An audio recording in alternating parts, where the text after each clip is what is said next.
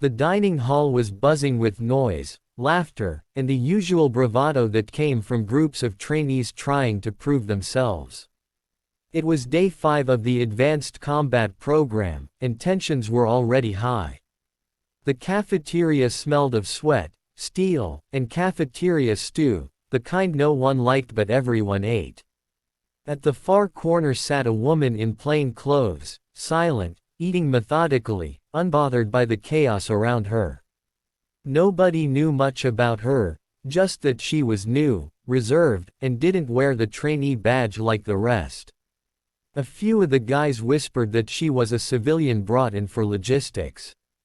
Others joked that she was lost. But 3 of the cockier recruits, each trying to outdo the other, decided to test her nerve. They strutted toward her table, loud enough for everyone nearby to notice. "Hey, sweetheart," one of them sneered, "you look a little out of place here. This is the big leagues." She didn't respond. She calmly lifted her fork, took another bite, and didn't even glance their way. The silence only made them more eager to provoke her. "Maybe she doesn't speak English," the second trainee laughed. "Or maybe she's just scared." The third one leaned over the table, knocking her water bottle to the floor.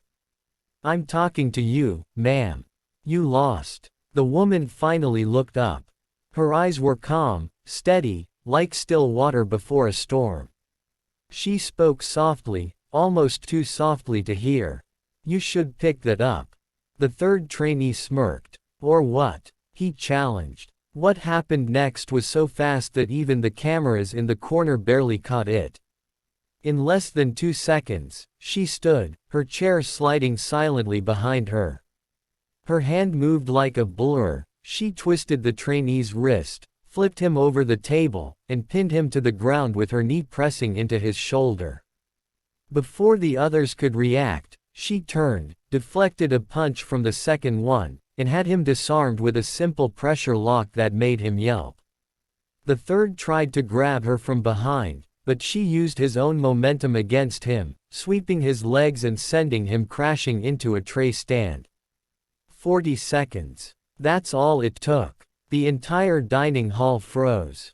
Trays dropped, conversations stopped, and all eyes were on the woman now standing among 3 groaning men who had just learned a lesson they would never forget.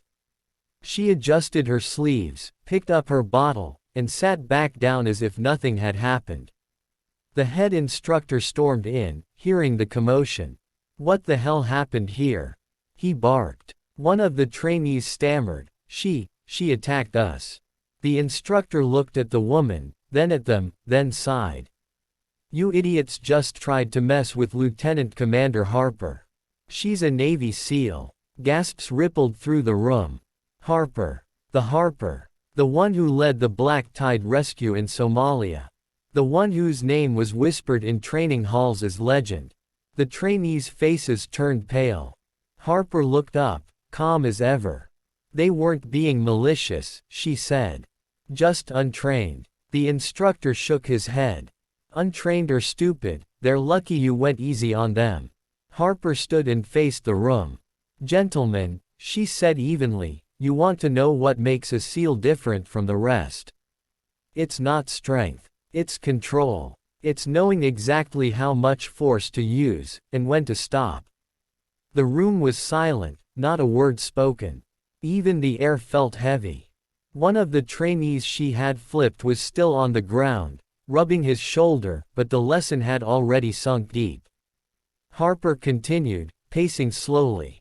"You think being tough means picking fights or proving you're stronger. It doesn't. Being tough means discipline, composure, and respect. If you can't master those, you'll never survive the field."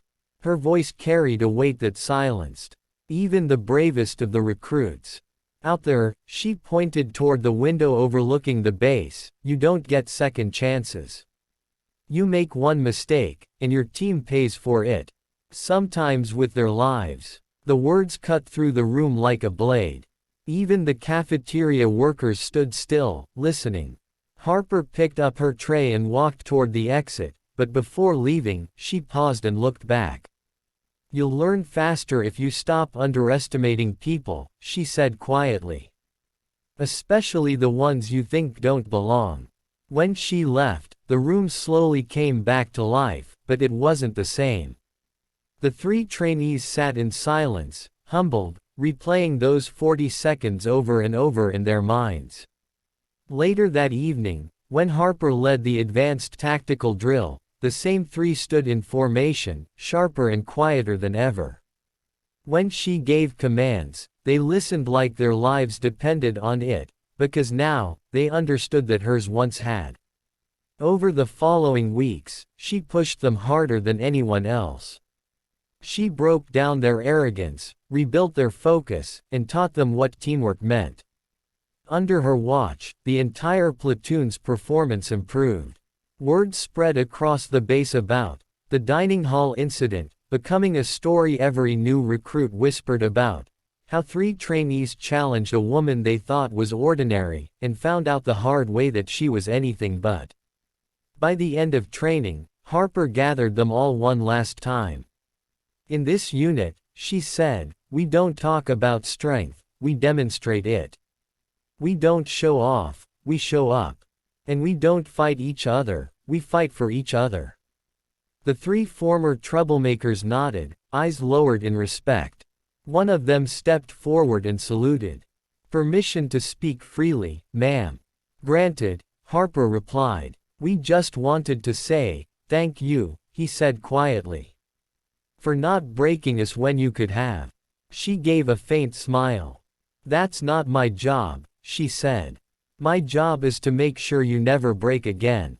Months later, during a joint operation overseas, those same men found themselves under fire.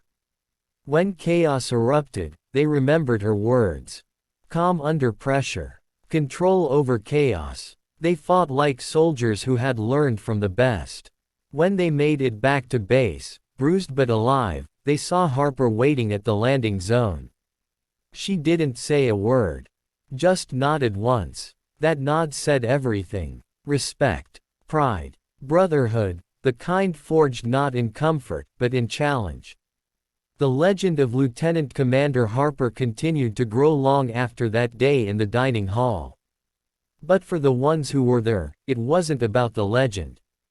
It was about the moment they learned that real strength doesn't shout, it simply stands, acts, and teaches without needing to prove a thing. And that was the day 3 trainees, and everyone who watched, realized why you never underestimate a Navy SEAL. And then please like, share, comment and subscribe to our channel History of States. Thank you.